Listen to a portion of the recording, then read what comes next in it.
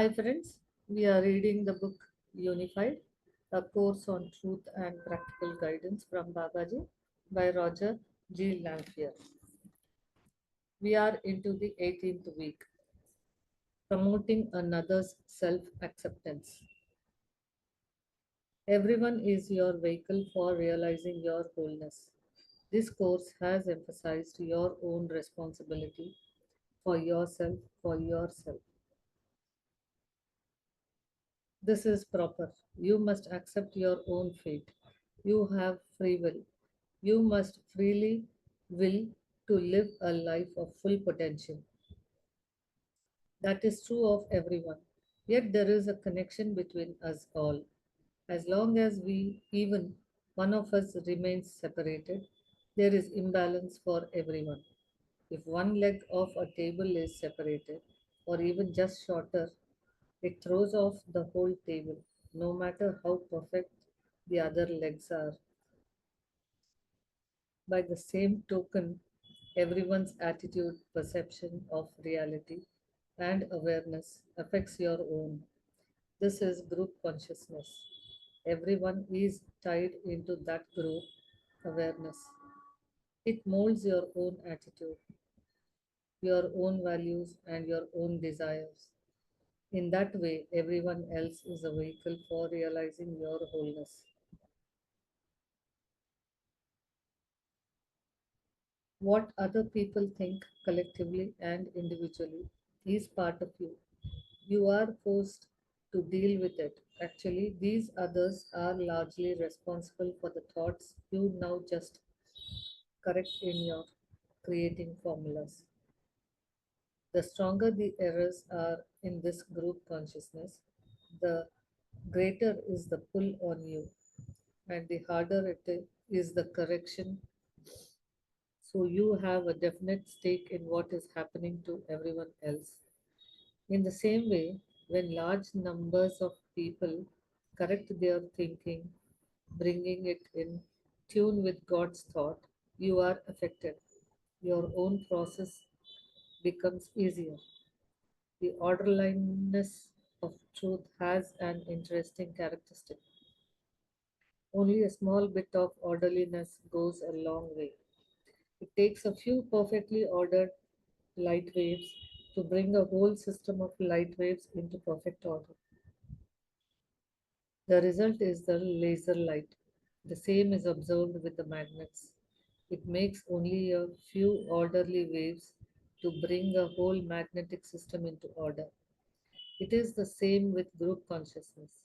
A few ordered A few ordered minds greatly affect whole populations. A small fraction of a community can change the whole community. Not surprisingly, this kind of change goes largely unnoticed. It just happens. In recent years, this kind of change has been taking place. There are hundreds of groups and countless individuals making it their primary goal to experience wholeness, being unified with their higher selves and with all creation. This course is one such example. In this century, you have witnessed a renewed concern among mankind and spiritual values for physical health and for the environment.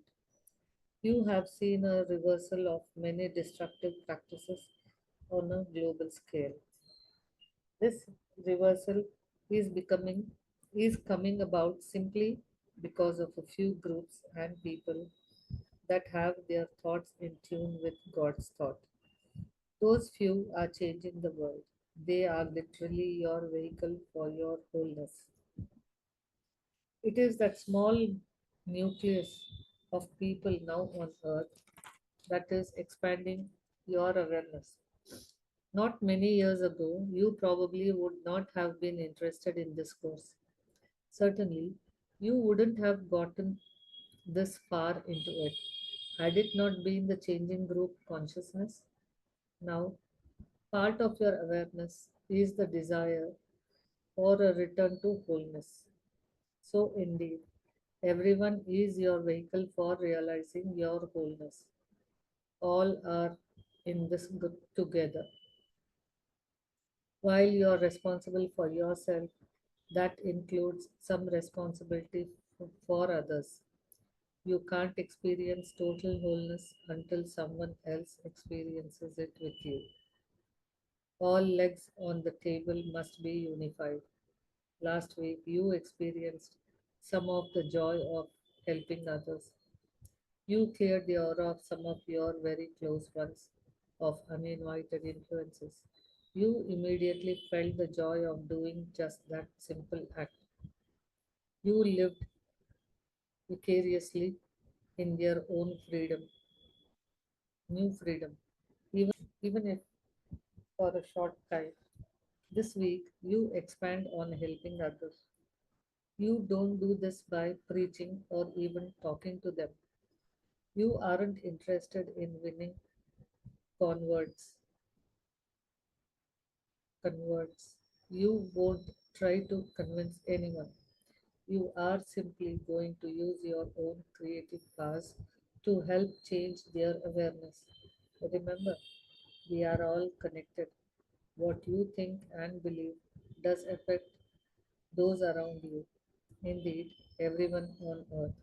When your thoughts are one with that creating thought of God, your effect is thousands of times more powerful than when you are thinking a thought you made up. This week, do a creating formula for one or two of the people closest to you. You may also do your other formulas if you have time, but this project takes priority this week. In the formula, you simply claim that the persons have self acceptance. You claim and accept self acceptance for those persons. This is important to understand. You claim their self acceptance. This means that you perceive this self acceptance. You believe they have it. You know they have it. It is your thoughts you are dealing with. So, in the thoughts section of the formula, consider your thoughts that interfere with your belief in their self acceptance. Likewise, it is your acknowledgement for forgiveness that you are dealing with in the forgiveness section. Once you firmly establish their self acceptance in your mind, you manifest it for your own experience. Of course, they too reap the rewards. They gain self acceptance. There is no telling how many people are responsible in part for your level of consciousness. Everyone is everyone else's vehicle for realizing wholeness. You are not interfering with other people's free will by doing this creating formula. You are in actually promoting their free will. No one has free will when they are not unified. Imagine fear, worries, alienation, loneliness, poverty, unhappiness. These are the true enemies of free will.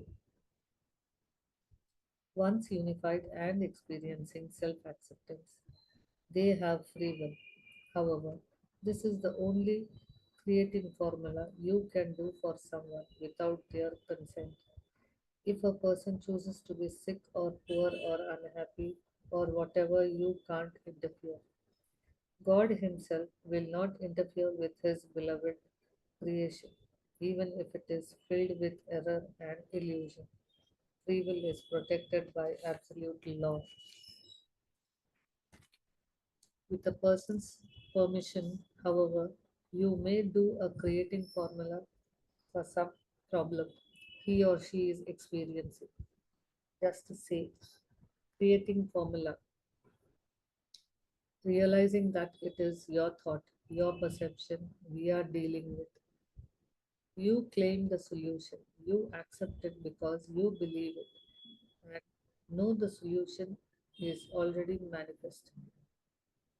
It is or course at some level of creation. It is your thought and your forgiveness you deal with. Then their solution becomes your experience. What a glorious gift. But remember, You do this only with their permission. We do not interfere with other person's creation or their free will. Thank you.